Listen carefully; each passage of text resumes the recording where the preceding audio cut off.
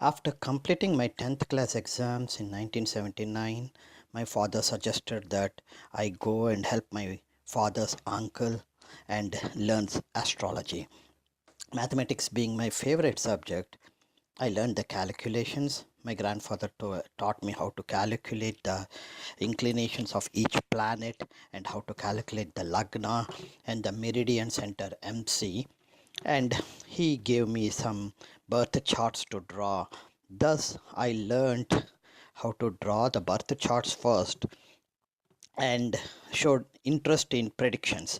So my grandfather told me some predictions, some of the tips that he usually uses for predictions.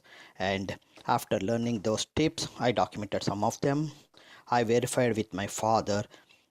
While my father and my grandfather have laid the foundation for me to get interested in astrology, for almost a decade or 2 decades, I didn't show any interest.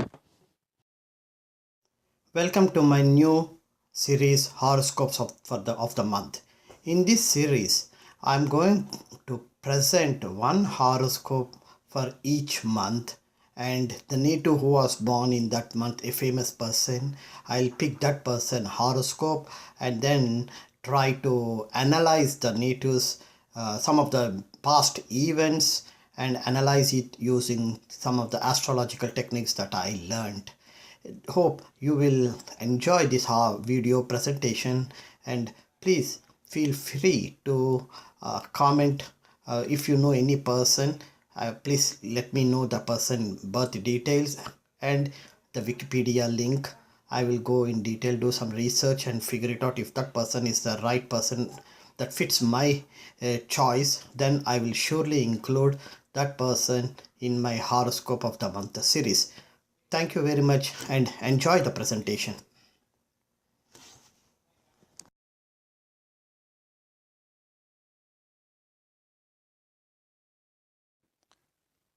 In this horoscope of the month, this is October 2016 release, and usually when you say October, people think about the birth of Mahatma Gandhi, which I have seen a number of people analyzing Gandhi's birth chart. So I purposefully decided not to consider his chart for my analysis.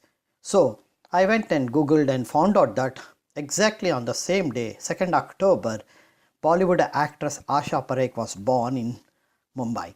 So I took her birth chart and started analyzing her chart.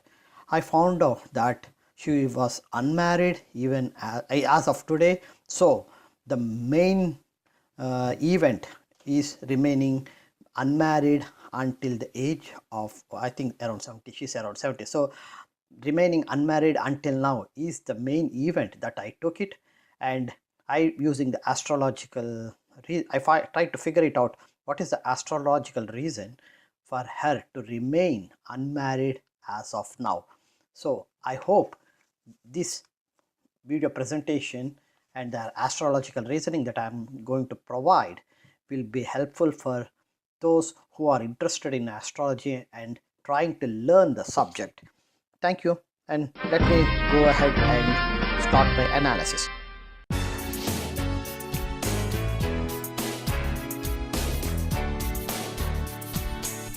Baby Asha ने बचपन में बहुत सारी फिल्मों में बाल कलाकार के तौर पर काम किया था, पर बतौर अभिनेत्री हिंदी सिनेमा में अपना मुकाम हासिल करने के लिए आशा पारेख को काफी संघर्ष करना पड़ा। विजय भट्ट की फिल्म गूंज उठी शहनाई में आशा पारेख को as a lead heroine cast कर शूटिंग भी शुरू कर दी गई थी, लेकिन विजय भट्ट ने यह कहकर आशा पारेख को रिजेक्ट कर दिया कि तुम हीरोइन मटेरियल नहीं हो। बाद में आशा पारेख को उस समय के मशहूर डायरेक्टर नासिर हुसैन ने अपनी फिल्म दिल दे के देखो में शम्मी कपूर के अपोजिट कास्ट किया। फिल्म कामयाब हुई और आशा पारेख का जादू चल गया। देखते ही देखते नासिर हुसैन की कई फिल्मों में आशा पारेख ने काम कर लिया। एक दूसरे के साथ काम करते करते ये एक दूसरे के काफी करीब भी आ गए। आशा पारेख नासिर हुसैन से शादी करना चाहती थीं, पर नासिर हुसैन पहले से शादीशुदा थे।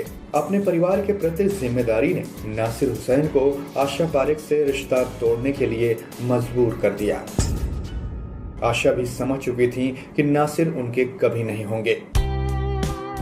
शायद इसीलिए उन्होंने ताउम्र शादी नहीं करने का फैसला कर लिया।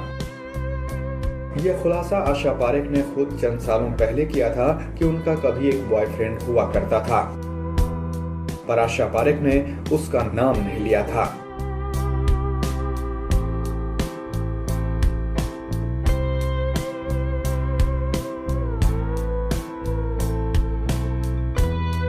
बॉलीवुड के ऐसे ही किस्से जानने के लिए सब्सक्राइब कीजिए लहरें retro.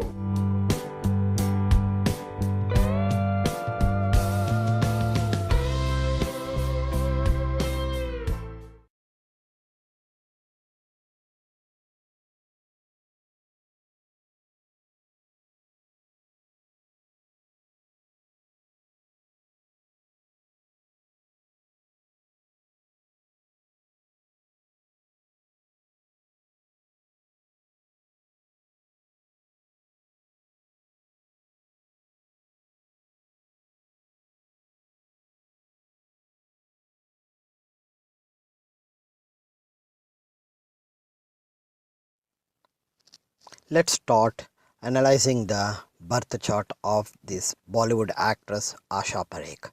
On the left side of the chart screen, you see the Rashi Lagna with the ascendant being the Lagna, being the ascendant is in the Rashi, and then on the right side you see Chandra Lagna chart. Chandra Lagna chart means wherever the natal moon is residing, you consider that as the first house. That means moon is residing in the Lagna, the first house, and then you reset all the houses accordingly and then analyze the chart. Let's go and start with the Rashi Lagna. The very first thing I start is to look at the first house, that is the self. Here in Rashi Lagna, the first house lord is Venus, and when you look at it, Venus is residing in the fifth house, co-joined with the Sun, the fourth house lord, and Mars. Mars is the 7th and 12th house lord here from Rashi Lagna. So Venus, the first house lord, is now co-joined with fourth house lord, which is a very good sign, and Mars, the natural malefic, 7th and 12th house lord. That's the negative thing that you look at it when you see the first house lord. Now in the first house, Saturn, the lord of the 9th and 10th house lord, is residing in first house. 9th house is Dharmasthanamo and 10th house is Karmasthanamo. So when you look at it, Saturn is the lord of Dharmasthanamo and Karmasthanamo. Just keep that in mind, because when you go further you will understand why I was emphasizing this, the houses owned by Saturn. Now when you look at the second house lord is Mercury. Mercury is in the 6th house from Rashi Lagna, and in the second house you see Moon, the Matrakaraka. This is a female chart, so Moon, the Matrakaraka, and Jupiter, the Karaka for marriage for women. They both are residing in the second house, which is a very good sign. Now Moon is the lord of the third house, and Jupiter is the lord of the 8th and 11th houses. Lord of the 8th house is generally considered as a functional malefic. Means on this chart, that 8th house lord is considered as a functional malefic. That means for this native, Jupiter is the functional malefic. Remember, Jupiter is the Karaka for marriage for women, and that's the first disadvantage. And then Jupiter, the functional malefic, has co-joined with Matrakaraka Moon. That's another disadvantage. The third disadvantage for this native is they both are residing in the second house, which is the Kutumbasthanamo or family. So the first house lord you have seen afflicted. The first house and first house lord both got afflicted. Now when you go to the second house, the house got afflicted, the second house got afflicted because of the functional malefic residence. And now let's go and look at the next important house when it comes to the marriage is fourth house. Fourth house lord is Sun, and I already said that Sun is residing in the fifth house. And when you look at the fourth house, Rahu is residing there. So Rahu, as usual, is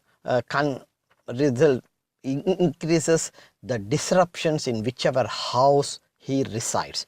Fourth house is Sukhasthanam or home life environment. So Rahu residing there will make the home life environment disruptive. Now let's go to the fifth house. In the fifth house, the Lord is Mercury, and Mercury is in the sixth house. And in the fifth house, you see Venus, Mars, and Sun residing. I already told about all these three planets. So with malefic Mars residing in the fifth house, that house got afflicted. And now because Mars is co-joined with the Sun, who is the fourth house lord, the fourth house lord got afflicted. And Mars is co-joined with Venus, who is the first house lord, the first house lord got afflicted. And this is the female chart. So for the female chart, from Venus we count in which house Mars is residing. And here for this female, from Venus, Mars is residing in the first house. That indicates that this native has Kuja dosha. Now let's go to the seventh house. Wow. Seventh and 12th house lords is Mars. And I just explained about about Mars and how it impacted the other houses. So let's go to the ninth house. Ninth house is Dharmasthanam. You might be asking, why am I looking at the ninth house? The ninth house is Dharmasthanam. So when a native wants to get married, that's when you look at it. The Dharmasthanam specifically is who is the lord of the house, and that house, Dharmasthanam, ninth house, and are there any malefics in that house? If you notice any of those, then there is a slight possibility for the native to have a marriage against the social norms at that period. So for this native, the ninth house lord is Saturn. Saturn is residing in the first house. So Saturn now controlling the self.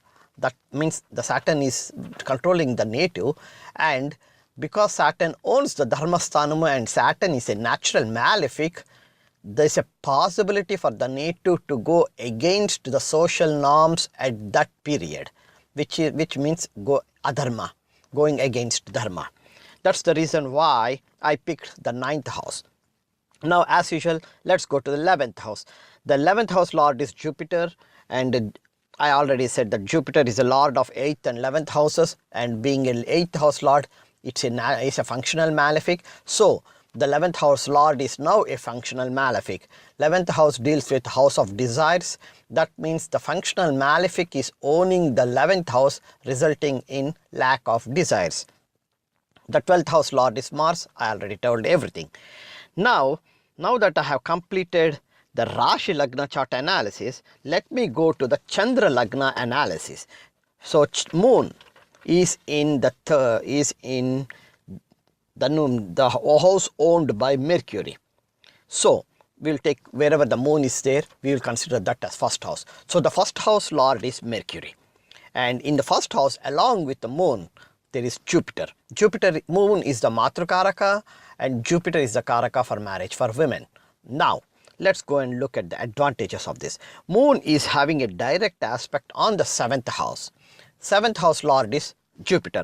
That means from moon is looking at the 7th house and also co-joined with the lord of the 7th house. That is the biggest advantage the native had when it comes to the first house in Chandra Lagna chart. Let's go to the second house.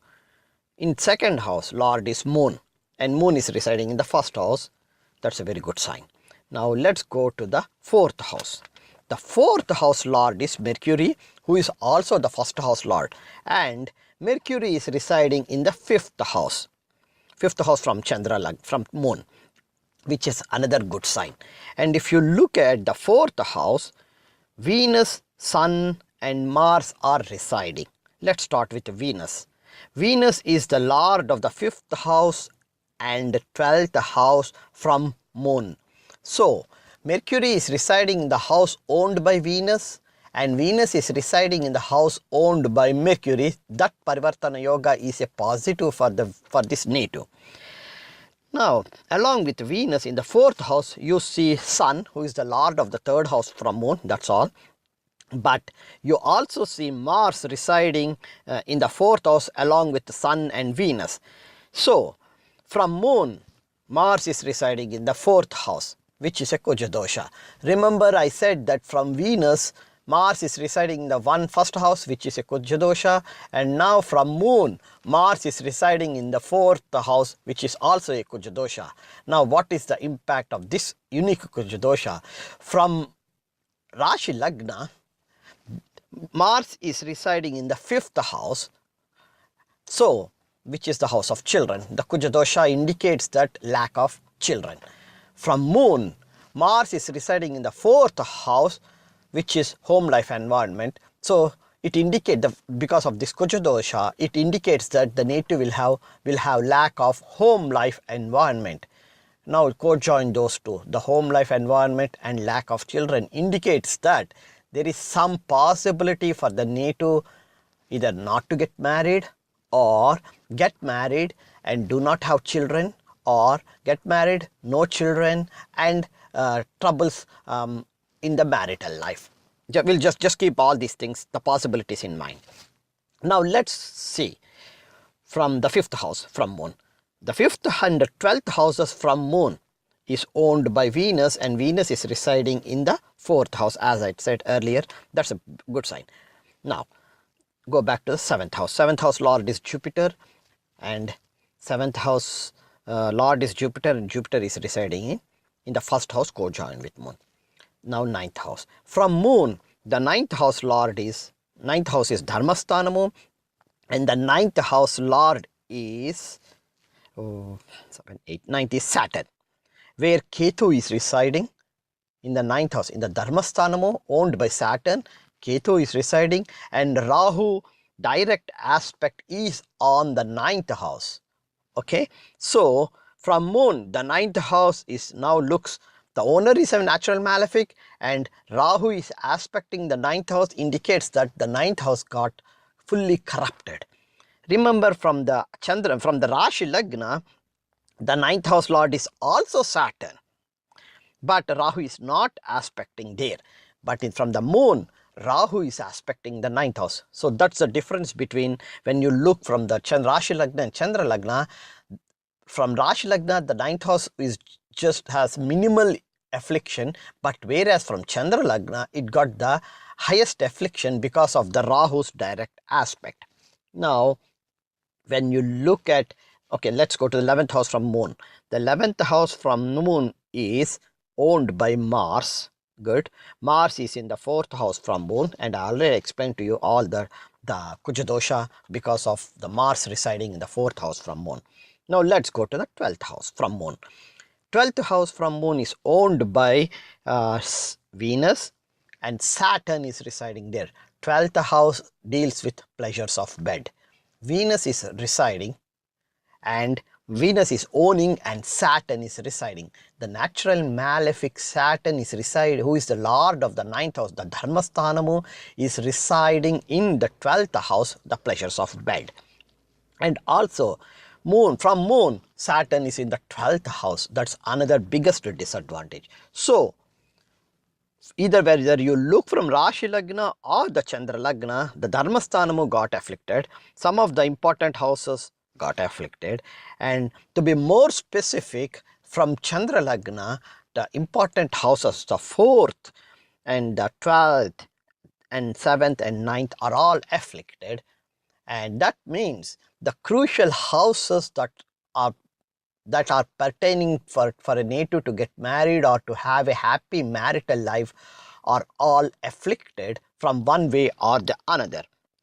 And if you look at another thing that I would like to say here is, when you look at the aspects of these planets, the most important 4 malefic planets, the 8th house lord, I'm considering being a functional malefic. I'm considering here as a malefic too. So first malefic is the natural malefics, Saturn, Rahu and Mars. Saturn, let's take, we already know that Rahu's direct aspect is on 9th house from Moon. Now let's take Saturn residing in the 12th house. The third aspect is on the 2nd house. 2nd house is owned by Moon. And the 7th aspect is on the 6th house, which is owned by Mars, but 6th house is empty. And then comes the 10th aspect. Sorry, 1, 2, 3, 4, 5, 6, 7, 8, 9, 10. The 10th aspect of the Saturn is on the 9th house from Moon. Okay, so in summary, Saturn's third aspect is on the 2nd house and Saturn's 10th aspect is on the 9th house. There you go. 2nd house is Kutumba Sthanama and 9th house is Dharma Sthanama. Now, the lord of the 8th house is Jupiter. Jupiter is the Karaka for marriage for women, and Jupiter is co-joined with the Moon, the Matru Karaka. So, Matru Karaka got afflicted because of the 8th house lord being co-joined. And look at the aspects of Jupiter being in the 1st house. Jupiter's 5th aspect is on the 5th house, house of children, afflicted. 7th aspect is on the 7th house, that is its own house. And then the 9th aspect is on the 9th house. Remember, Saturn's 10th aspect is on the 9th house. Rahu's direct aspect is on the 9th house. Functional malefic Jupiter's 9th aspect is on the 9th house. That tells you how much the 9th house got afflicted. Now let's go and look at the Mars. Mars 4th aspect is on the 7th house. So the 7th house got afflicted. And the Mars direct aspect is on the 10th house from Chandra Lagna. And Mars 8th aspect is on the 11th house, which it owns. So the 11th house being owned by a malefic and now having an aspect, and the owner is looking at its own house, has strengthened the affliction of the 11th house, indicating that they need to have lack of desires pertaining to whatever the Mars role here is. Here the Mars role, when you look at it from Chandra Lagna, the Mars is in 4th house, which is home life environment, and from Rashi Lagna, Mars is in the 5th house, which is house of children. That when you look at the two charts and you try to summarize why the Netu remained unmarried as of now. The Netu is over 70 years old and she is unmarried as of now. So when you look at these two charts, the Rashi Lagna chart and the Chandra Lagna chart, and look at the crucial houses, it clearly gives you an indication that either the Netu will not get married, or the Netu, if the Netu gets married, it will be against Dharma, and the home life environment will be very difficult. Let's go and look at the other BCP, Bihirug Chakra Paddhati and Bihirug Sarala Paddhatis, and we will see how this chart during that period, why the Netu did not get married.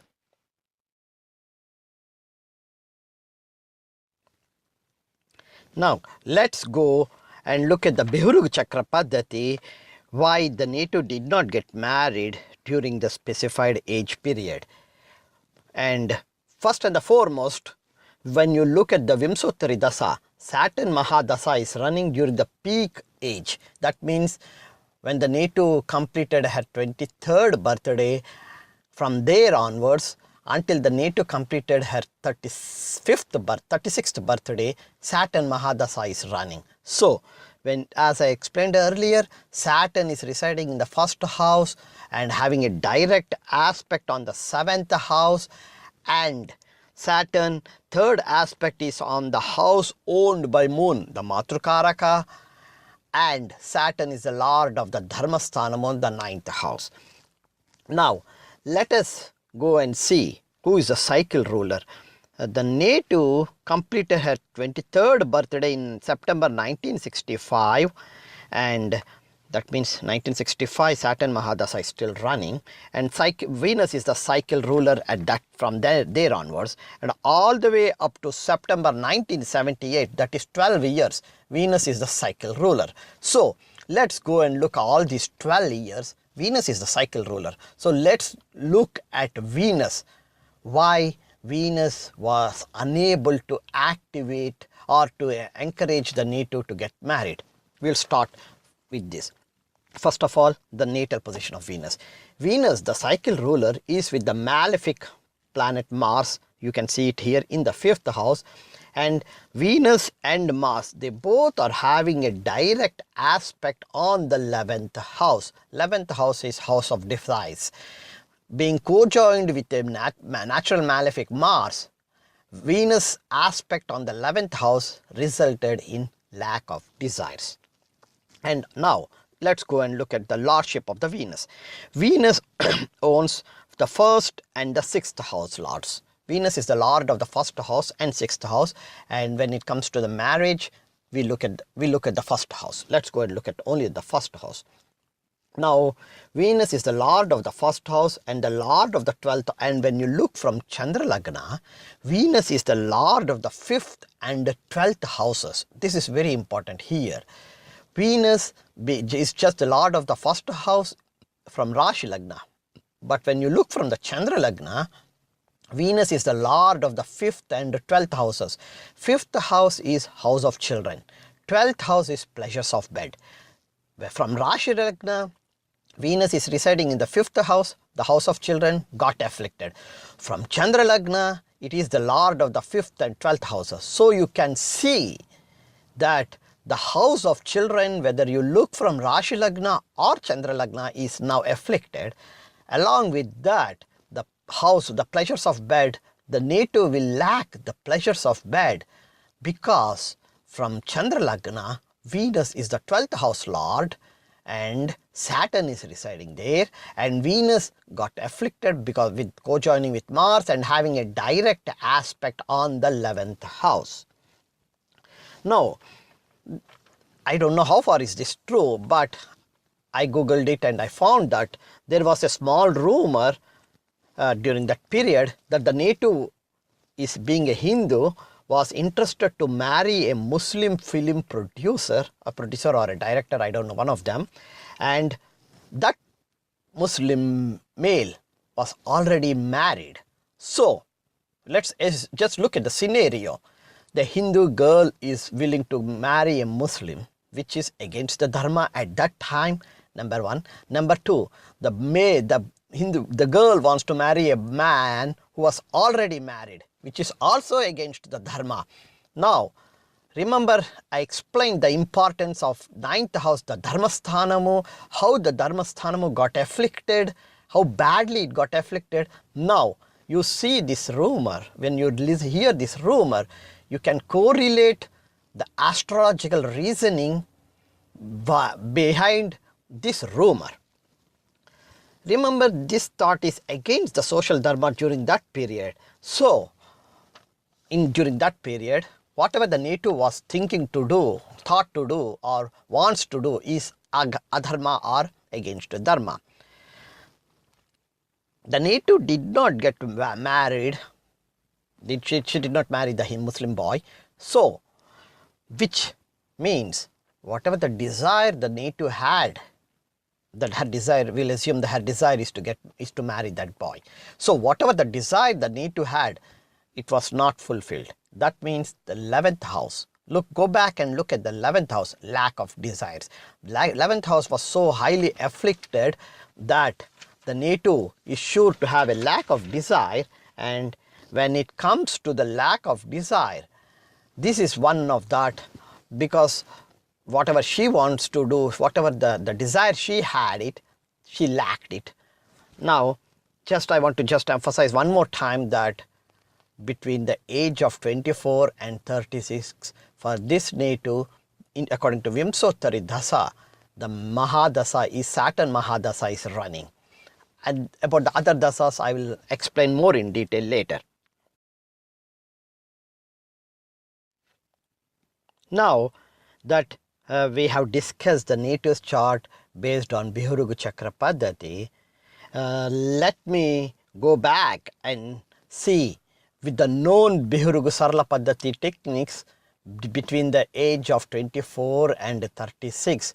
There are some BSP rules that we are aware of. Let's go and see how many of these rules are validated or correct for this NATO. First of all, there are 1, 2, 3, 4. There are 4 BSP rules at the age of 24, and which you can see on the screen. And so let's start with it. First of all, after the 23rd birthday and before the 24th birthday, in India it is labeled as 24th year. Let me repeat it again. After the NATO completed her 23rd birthday and before her 24th birthday comes, the day before her 24th birthday, that period is labeled as 24th year in India.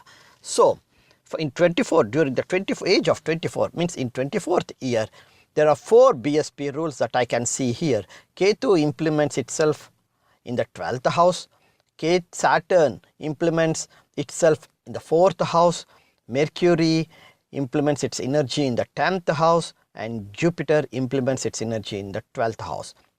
Before we figure it out which BSP role do we need to look at it, let's just start with Ketu. Okay, Ketu is in the 10th house, and it says that it activates the 12th house from its natal position. The 12th house from its natal position is the 9th house. That means the Dharmasthanamo. Ketu, who is another malefic, because Ketu and Rahus are treated as malefics, is activating the 9th house, Dharmasthanamo, at the age of 24. Just keep that in mind. We'll go ahead. And the second one is Saturn. Saturn is residing in the 1st house, so it activates the 4th house. And when you look at 4th house is a home life environment where Rahu is residing. The malefic Rahu is residing. Look, Rahu is having a direct aspect with Ketu, and Saturn is activating the house where Rahu is residing. That's another thing. Next, let's go to the third one is Mercury. Mercury is residing in the 6th house.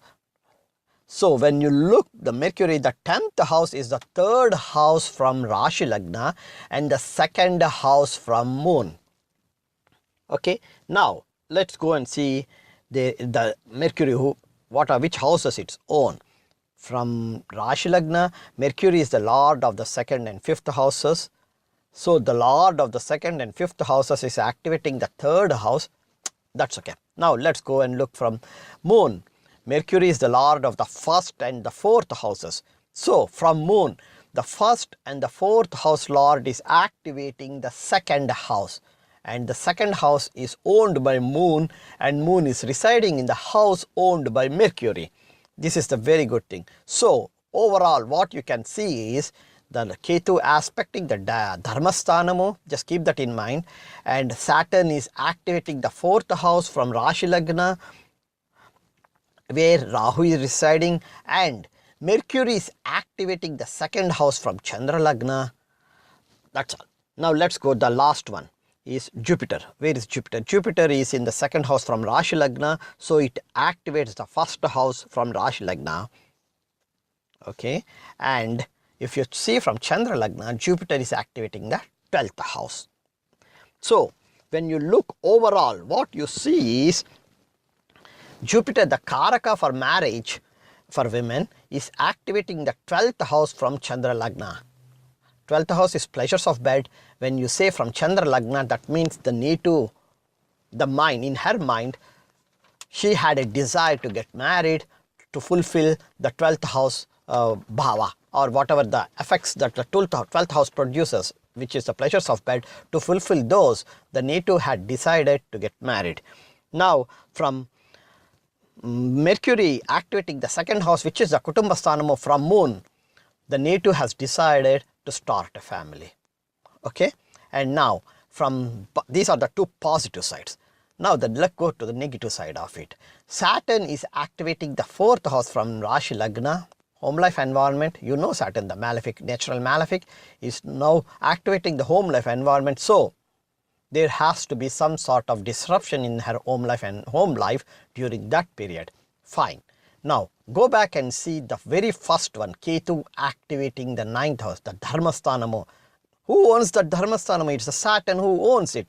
So the Saturn has activated the 4th house, and being the owner of the Dharmasthanamo, and Ketu activating the Dharmasthanamo indicates that in her life, home life, there are a lot of disruptions because of some event that is against the dharma at that period, and that some event is related to the 2nd house, Kutumbasthanamu, and the 2nd house and the 12th house. So 2nd house, the Kutumbasthanamu, and the 12th house, the pleasures of bed. So when you look at the age of 24, this native had a desire to get married, but the marriage, whatever the native wants to do, was against dharma because of all these activations that I have explained earlier. The next important thing that you see is the age of 25. At the age of 25, Sun activates itself wherever its natal position. So in the Rashi Lagna, Sun is in the 5th house. Being the 4th house lord in the 5th house, Sun activates the 5th house, and being the 4th house lord, that means 5th house is house of children, 4th house is home life environment. So Sun has to activate the house of children and the home life environment. That means, according to the as per dharma, that means the native has to, if the native is not married, the native will get married at that time and will get the ability to have children. Now it did not happen, we all know that. So for some, now the question comes is, why did it not happen? You go back and look at the chart. Sun is residing in the 5th house, good, but Sun is co-joined with the malefic Mars, and Mars is the lord of the 7th house from Rashi Lagna. So how could the malefic Mars make the native get married? So the Mars is not cooperating and is not letting the native to get married, because Mars is the lord of the 7th and the 12th houses from Rashi Lagna. So the Mars is not letting the native to get married. Mars is not letting the native to have the pleasures of bed. When Mars is not supporting, Sun, even though it activated the 5th and 4th and 5th houses, it could do nothing. Now let's go back, and the other important thing that I would like to explain is at the age of 32.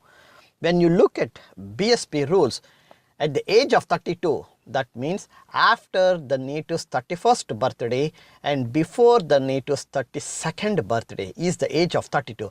At the age of 32, 3, 4, 5, 6, 7, 8, there are 8 BSP rules that either one or all are possible for the native. Let's go and start with here. I just took some of the most crucial BSP rules which I felt that are very strong. So let me go to the first BSP rule. Moon activates the 2nd house from its natal position. Okay, so now let's go and look at the age of 32, where is Moon? First of all, the Moon is in 2nd house from Rashi Lagna, and from Chandra Lagna, Moon is the lord of the 2nd house. So the commonality here you see is the 2nd house, which is the Kutumbasthanamu. So when Moon activates the 2nd house from its natal position, that means the Moon is going to activate the 2nd house from its natal position, the Kutumbasthanamu, or the 3rd house from Rashi Lagna. And the 2nd house lord is Moon itself. From Moon, the 2nd house lord is Moon itself. So at the age of 32, Moon, being co-joined with Jupiter, the Karka for marriage, has given the ability for the native to get married. Now that is just Moon did its job. Now let's go and look the other important planets. The next one that I want to see here is Mercury. Mercury activates its 5th house from natal position. So the 5th house, its natal position, you look at it, Mercury is in the 6th house, the 5th house is 1, 2, 3, 4, 5, is the 10th house from Rashi Lagna and the 9th house from Chandra Lagna. So the 9th house, the Dharmasthanamu, is owned by Saturn. From Chandra Lagna, 9th house got activated. Mercury activated the 9th house. Now look at from Chandra Lagna, Mercury is the lord of the 1st house and the 4th house, and it activated the 9th house, the Dharmasthanamu. That means Mercury has given the ability for the native self to have a home life environment by activating the Dharmasthanamu. Since the Dharmasthanamu got afflicted, the native has to start a home life environment with the help of, means in adharma, going against the social norms. Now we already know that moon has activated the 2nd house, Kutumbasthanamu. Now Mercury has activated the 4th house, Sukhasthanamu, or home life environment, and they both has to go against dharma because the 9th house got activated and 9th house is fully afflicted. And now comes the next one. Mars implements its 4th aspect.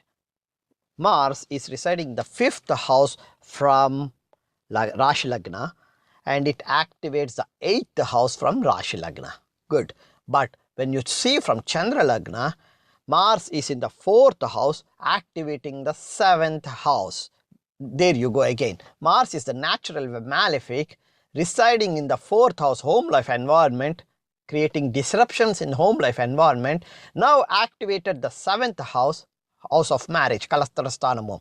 So when moon and Mercury has provided the opportunity for the native to get to start a life, a home life environment, to have a home life environment and start a family, but against the dharma, Mars is residing, is activated the 7th house from Chandra Lagna. So the native's intention in her mind, this is her intentions, is to have him to marry against the dharma and have a home life environment and start a family.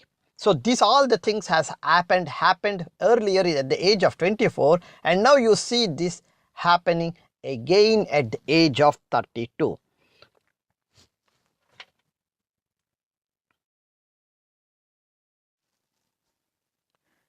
This is the chart, and right now we are going to analyze the dasa systems for this native.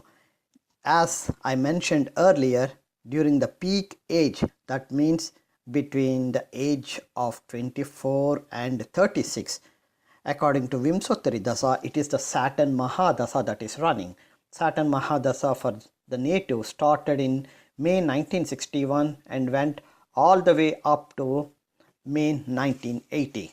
If you look at her age, she completed her 23rd birthday in September 1965 and she completed her 36th birthday in September 1978. So basically, according to Vimsottari Dasa, during the peak period, she had Saturn Mahadasa running, and I had already explained how Saturn has impacted her ability to get married and how Saturn has made her inclined to go against the dharma or against the social norms at that period, and had thought of marrying a Muslim boy. Now let me go and look at the other two dasa systems. First of all, I'll start with the Yogini Dasa.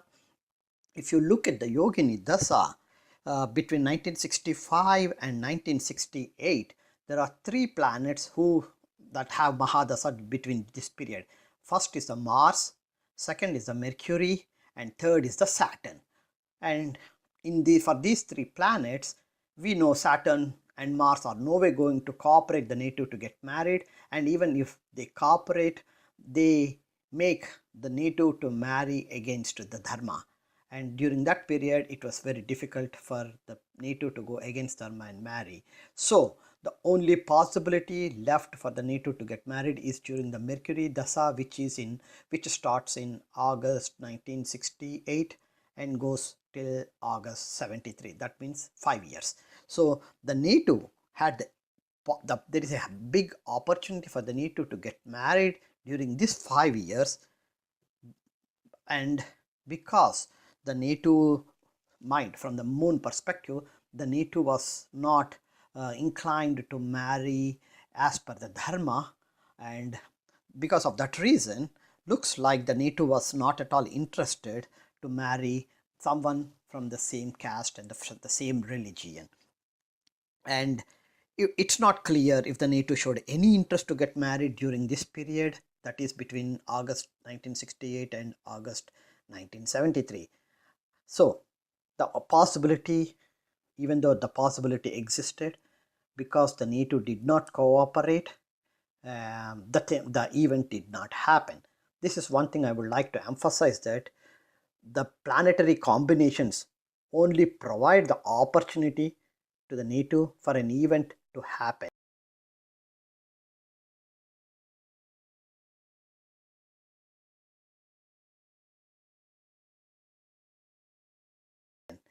It is left to the native to use that opportunity or not. Now let's go. This is the third dasa system that I am going to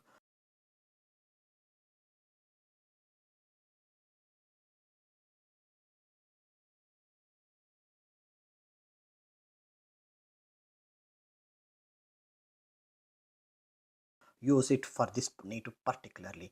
This is called Dasapati and Antardasapati Dasa system. This in Scribd website, I had written an article explaining about this dasa system, how to calculate this dasa system. So feel free to go there and download that article, and then you can learn how to calculate the dasa systems and antardasa systems for this methodology.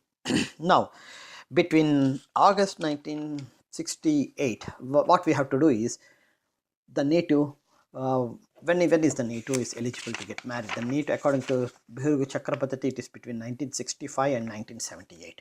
Okay, so let's go and see what's a planet, which Mahadasas are running between 1965 and 1978. Here you can see that the three planets that have the dasa systems during that period is Mercury, Venus and Mars. We know Mars is the lord of the 7th and 12th house, and Mars is in the 5th house, and you already know that there's a Kujadosha, means from moon Mars is in the 4th house, so there's no way Mars is going to help the native to get married at that period. So it's done. Now the Venus is the lord of the 5th, is lord of the 1st house from Lagna and the lord of the 12th house from Chandra Lagna. But Venus is co-joined with the malefic Mars, and because of that reason, the ability for Venus to provide 100% opportunity is got minimized. So between 1969 and 1976, the chance for the native to get married was minimal, but still there was something, and we have no idea why the native did not get married at that time. So then the last thing that comes is the Mercury Mahadasa. Mercury Mahadasa is from 1962 to 1969. But the native completed her 23rd birthday in 1965. So during the Mercury Dasa, between 1965 September and 1969 June, that period is the period where Mercury has provided the opportunity for the native to get married, and it's not clear why the native has not used that period. And basically saying, the native was not willing to go against her intentions of marrying a boy, which is against the social norms at that period.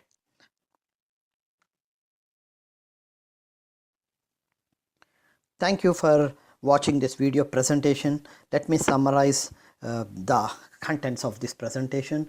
If you look at the native's chart, the inability for the native to get married is primarily due to two reasons. First, the foremost is the Saturn and the Mars and the Kujadosha that the native had it. Also, since Saturn is the lord of the Dharma 9th house and Rahu residing in the 4th house, the possibility for the native to go against the Dharma or against the social norms at that period is very high. Since the native was not willing to compromise and uh, withdrew her intentions of marrying someone against the social norms, looks like the native lost all the opportunities provided by the planetary combinations to get married. Thereby, there wasn't any other planetary combination after 1983 for the native to get married. So, as of today, the native is remained unmarried. Finally, what I would like to emphasize here is that the planetary combinations only provide an opportunity, and if the native does not use that opportunity, the possibility for the same planetary combinations, for the same opportunity to get again in one's life is minimal. So, when opportunity comes, and the astrologically, when there is an opportunity, it is always advised to use it. Thank you very much.